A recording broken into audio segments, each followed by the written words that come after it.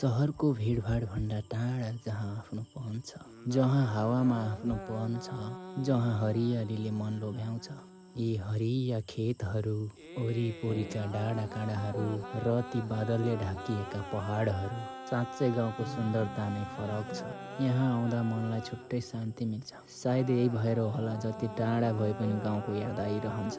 यो हो मेरो गाउँ, मेरो ठाउँ, मेरो जन्मभूमि, प्यारो गाउँ तोसरा। कहिलेकाहीँ ठुलो खुसी खोज्न टाढा जानु पर्दैन रहेछ।